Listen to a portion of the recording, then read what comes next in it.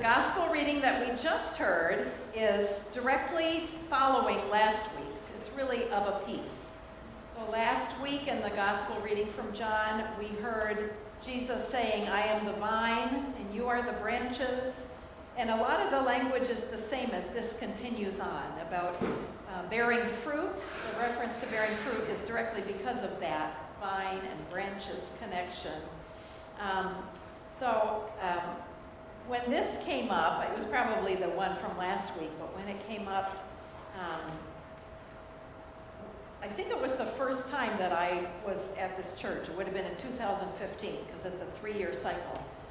And usually I read the readings at the beginning of the week, and then I just keep thinking about them as the week goes on, and just have them on my mind and be open to what might come about. And I was walking in the neighborhood with Ken, my husband, who's also a pastor, although now he's retired, but so we talk about the reading sometimes, and it was definitely on my mind. And I looked down, and there on the sidewalk was a piece of a crabapple tree. And it had blossoms on it, and I just thought, wow, this is just perfect. And I think it was also a family Sunday. So sometimes on family Sundays, I'll bring the kids up and I'll talk about something. I think this would be a perfect prop for Sunday when I'm talking about how things need to be connected to the branches and all of that. And so I brought it home and I put it in a glass of water. I think it was Tuesday. And I thought, I hope it lasts until Sunday, and sure enough, it did really well. And on Saturday, I was working on the sermon, and I was thinking about the nitty-gritty of just how does the blossom turn into the fruit? How does it bear fruit? And I Googled it so I could kind of see, and then I got the branch, and it was still like in really good shape. And I looked at it really closely so I could kind of see the mechanics of it. And when I looked at it really closely, I realized it was fake. No wonder, I don't know why there was a fake branch on the sidewalk, but it was completely artificial. No wonder it had, didn't even need the water in the glass. It preserved very well indeed. So I'll come back to that, but for a second I want to go back to the Acts reading. So I told you last week, I pointed out how in the Easter season, instead of reading our first reading from the Hebrew Scriptures, we're reading through the book of Acts. So it's the kind of history book that's in our Newer Testament. And in this case, I just want to give it some context, because it starts out just by saying when Peter was still speaking, this amazing thing happened with all of these Gentiles speaking in tongues and being filled with the Holy Spirit. So I want to tell you what he was speaking about. He was telling the people around him about an experience he had, and this story might be familiar to some of you. He was up on a rooftop praying. I think it was noon. This is something that tells us that the early Christians observed fixed hour prayer, that you go up and at certain hours of the day you pray. And he was on the roof to pray, and he had a vision. He had kind of a trance, and in his trance, he saw a vision of a sheet being lowered. It was held on the four corners, and it was lowered in front of him, and it was full of every kind of animal, all kinds of animals. And the voice said, Peter, take, kill, and eat. And Peter said, are you crazy? No, I'm not allowed to eat those things. Those are not kosher. Those are not proper for me. And the voice repeated it, and Peter said, no, I can't let those things touch my lips. And finally, the voice said, what I have said is clean. You are not allowed to call profane. Whatever your understanding is, God is in charge.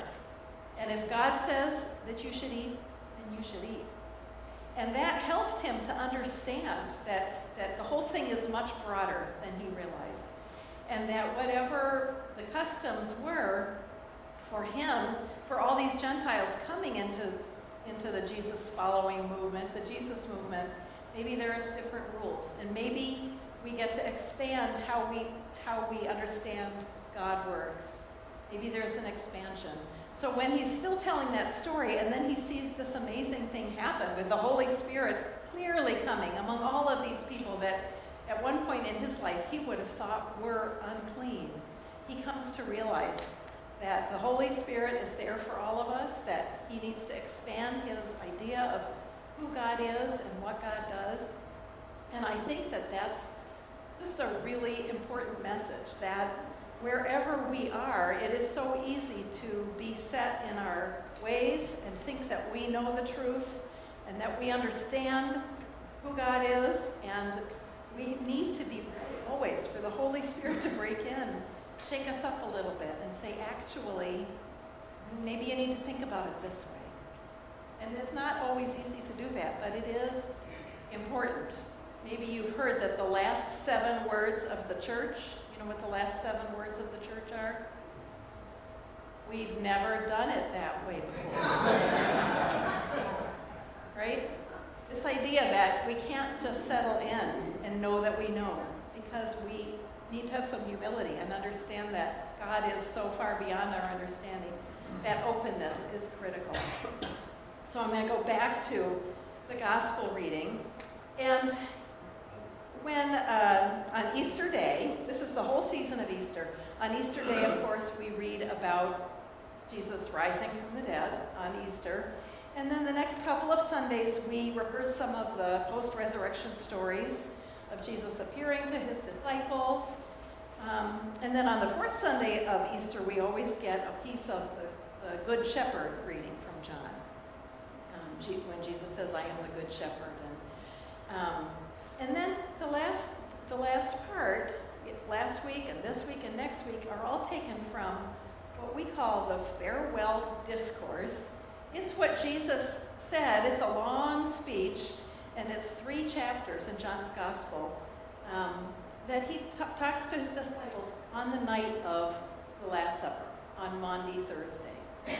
So all of a sudden, we rehearse the Easter stories, and we think about Jesus risen from the dead, and now we're back to the night before he died.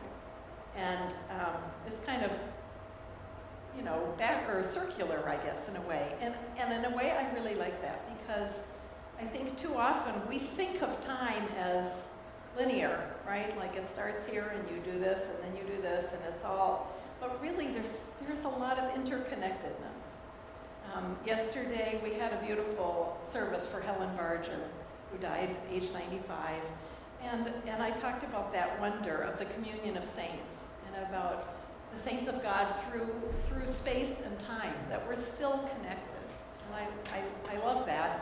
And I love thinking about the story this way, that we are connected and through time and space, so that every year we cycle through the story. You know, we keep repeating it, we keep moving, and it's almost like a spiral, because every time we come, we're different, you know, but we don't get to December 25 and say, oh, we told that story last year, we don't need to bother, right? We tell it again. We celebrate the moments, and we relive the moments. So anyway, in this part, Jesus repeats the part that we read on Maundy Thursday, which is the mandate. Maundy Thursday is named that because of this mandatum, and the mandate is love one another. Right? If it's not about love, it's not about God, as our presiding bishop says. So this continuing of the connection, the abiding in the branch and abiding in love is what we have, is the crux of the gospel to me.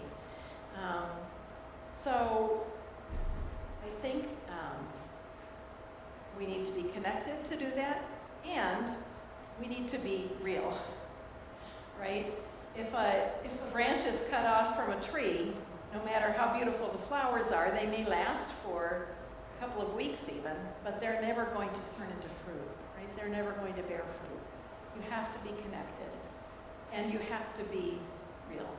That artificial branch is never going to bear fruit. So whatever authentic, our authentic selves we can offer,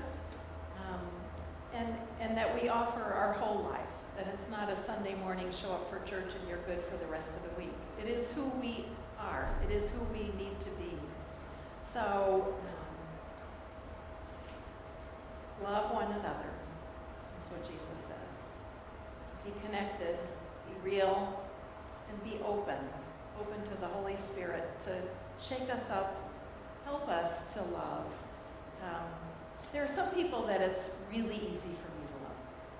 And there might be a couple people in my life that it's a little bit harder, right? It's easier to love people that you agree with. It's easier for me, at least, to love, people that I feel a connection and I can get to be my whole self. It's harder when I know that we don't, it's somebody that we don't see eye to eye on everything. And yet,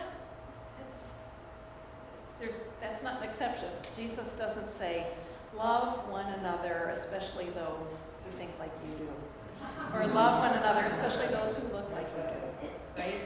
Jesus says, love one another. And the only way I know how to do that is to be connected to the vine and to be open